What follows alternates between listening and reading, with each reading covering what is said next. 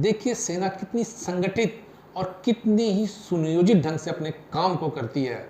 हमें ये बताया गया कि ये सेना के लिए एक पर्व टाइप का है, लोग बाहर से आएंगे। तो दोस्तों उस समय हमारे सीनियर थे, हमको बच्चों कह के बुलाते थे। बोला दोस्तों बच्चों देखो, सबसे पहले हमारा परम धर्म है जो हमारे इस कोर डे में, राइजिंग डे में सम्मिलित होने आया है, उसको भोजन सबसे पहले मिलना चाहिए। हम खाएं ना खाएं ये बात की बात है, मगर हमारा जो मेहमान हमारे इस राइजिंग कोर डे में आया है उसको भोजन जरूर। नमस्कार दोस्तों, अपने 30 साल के इस सैनिक जीवन के किस्से और कहानियों के पिटारे से आज मैं आपको सुनाऊंगा कहानी नंबर 28। किस्सा कुछ यूं है कि हर इन्फेंट्री बटालियन, रेजिमेंट या कोर में एक दिन आता है जिसको हम बोलते हैं राइजिंग डे। राइजिंग डे का मतलब होता है उस इन्फेंट्री बटालियन या उस कोर का स्थापना दिवस, जिस दिन उसकी स्थापना हुई थी। तो दोस्तों आज का किस्सा सेना चिकित्सा कोर के स्थापना दिवस का।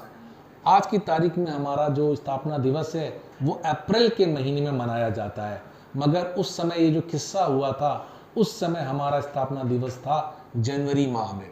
जनवरी में हम लोग अपना स्थापना दिवस मनाते थे। तो किस्सा कुछ यूं है कि जब स्थापना दिवस मनता है तो बड़े ही धूमधाम से एक बड़ा ही खुशनुमा माहौल, एक जश्न का माहौल होता है।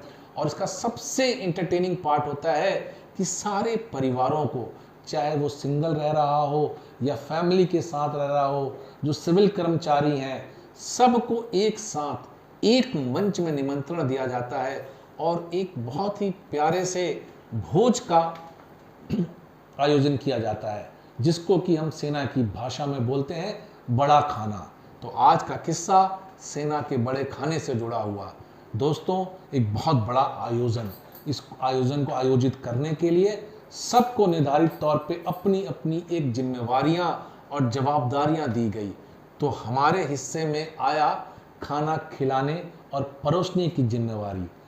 खैर हम लोगों को ब्रीफ कर दिया गया और ब्रीफ करते सेना कितनी संगठित और कितनी ही सुनियोजित ढंग से अपने काम को करती है।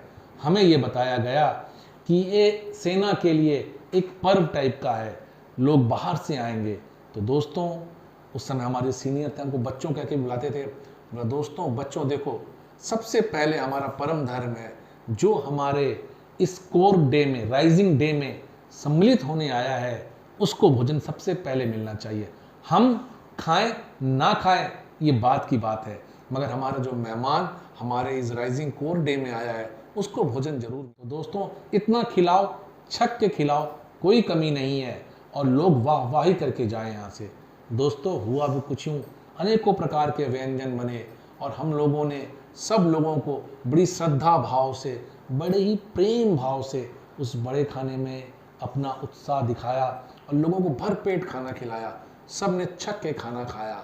और दोस्तों खाना खिलाते और बांटते समय हम ये भूल गए कि हमारा जो खाने का स्टॉक है वो कितना बचा है और कितना रह गया है।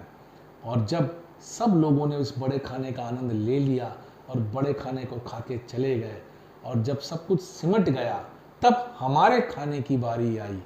तब जब हम खाने बैठे तो हमें एक सूचना दी गई कि अब खाने में सिवाय पुलाव या चावल के और थोड़ी बहुत दाल, इसके सिवाय सारा आइटम ख़त्म हो चुका है। हमारा उस्ताद आए, बोले हाँ दोस्तों, हाँ बच्चों, तुमने बहुत अच्छा काम किया, I appreciate all of you. और हमें उत्साह दिया और बोला मुझे पता है कि आज के इस बड़े खाने में आप लोगों के लिए सिर्फ चावल और दाल बचा है। तो क्या आप लोग नाराज़ हो, क्या आप लोग हताश हो?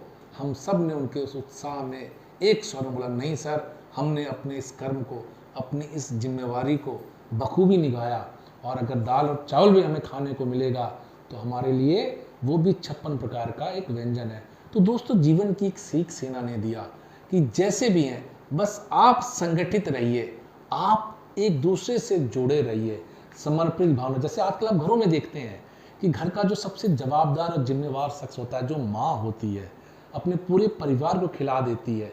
वो ये नहीं सोचती कि मेरे लिए क्या बचा है, मैं क्या खाऊंगी, और उसी में उसको संतुष्टि या संतोष मिलता है।